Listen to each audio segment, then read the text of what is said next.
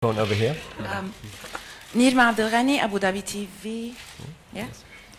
And my first question is to Ms. Vanessa Redgrave about the Shakespearean dialogue set up against today's backdrop, a war movie. How much did you enjoy that? Did you find it challenging?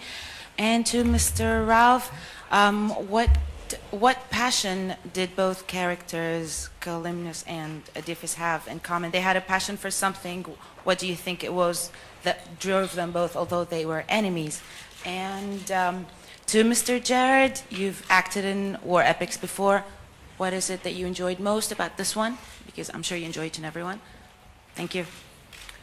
Thank you. The language, taken as a thing in itself, has been familiar to me since I was a child, partly because I used to go to church. And when I was 12 years old, we read the King James I Bible, which was written and from translation at about the same time that Shakespeare wrote Coriolanus. Also, King Edward VI's prayer book, that very young king, the younger brother of Queen Elizabeth I. So I was used to this language, and it occurs to me what a pity that for English people, not for anybody else, but for English people, what a pity they don't have access to this language. On the other hand, if the directors made the right choices all the way through, then I just come back to we actors, we all search for inner rhythms that are like, this isn't modern technology, but of course there is the equivalent of sonar. You're checking the depths, you're checking the heights, you're checking the parameters, and all the other wave particle mix that's there, because if you can find it, it'll come out of your mouth as if it was yours. And that's the way we all work. I believe, we may not all say the same thing about it, but that is the way we all work.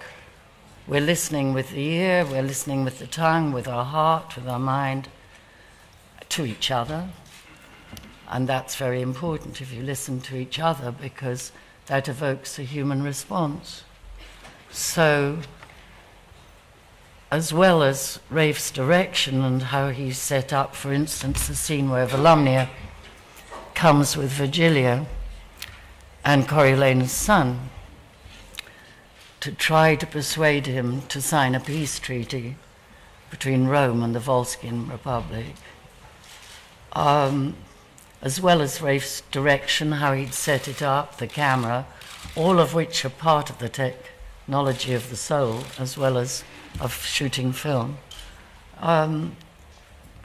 If you listen to each other, that is perhaps the most vital thing of all, because through the sound waves of what you hear, through the light waves of what you see in the eyes, you are receiving, and that can enter you, and you will reply as the person you are meant to be, without thinking of it or forcing or shaping or controlling.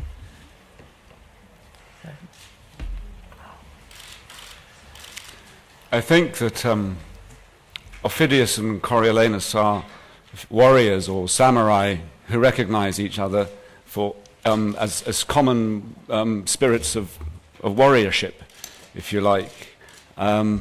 They have an enmity at face value. There's maybe centuries of antagonism. There are many examples in the world of peoples who've loathed each other traditionally, but I think underneath that, the other side of that, is an admiration. And in fact, Coriolanus says in the war cabinet scene, he says, were I anything but what I am, I would wish me only he. So were I not myself, I would be him.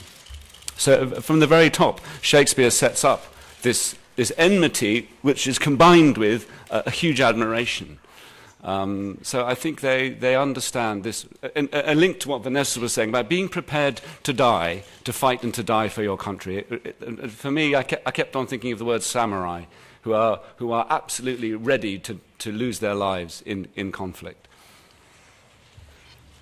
And the third part of the question was directed to Gerard Butler. Yeah, it was the Shakespeare, the language. Yeah, I think that I have played some previous roles that were kind of in almost a semi-classical language, like in 300 or in Beowulf. There's definitely a very distinct nature to the writing, but never full-on Shakespeare. And so for me, there was the challenge of that. I think normally as an actor who deals in script set modern day, they don't have the same. They're great for what they are, but they don't have the same value or depth. There's almost less said, you know, there's more to do with just the less said the better in a way. And sometimes it can lead to sloppiness and laziness. And I think suddenly when you come across Shakespeare and you get a chance to climb into that world, you feel like you've discovered something so new and so beautiful where in a lot of ways the words do all the talking.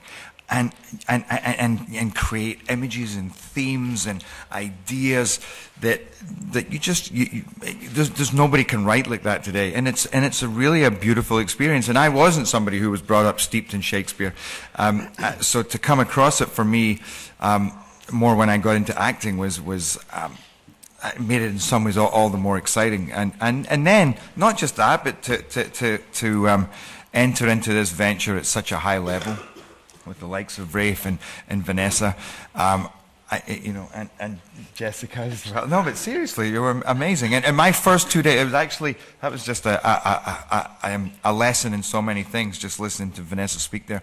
And my first 2 days were actually the scene that you were talking about when Volumnia comes from Rome and to speak to her son, Coriolanus, to beg him not to destroy the city, not to march on Rome. And I think 3 words to say at the end. And for 2 days I got to watch Vanessa Redgrave give the best, and I've worked with many Oscar winners, and I've never seen anything like it. It was so profound to see. I can't even put it into words. So it's funny to hear the thought process behind it, because I actually talked about it with your daughter at one point at a dinner, and she'd said, I don't even know if she knows what she's doing. She's just so, you know, she said she's just so, you know, because I said every take, there was so much going on in her expression. Where did it come from? She said, I don't think she knows. But just listening to that answer, I think she does. The microphone is over there. Van Benz, Darmstädter Echo.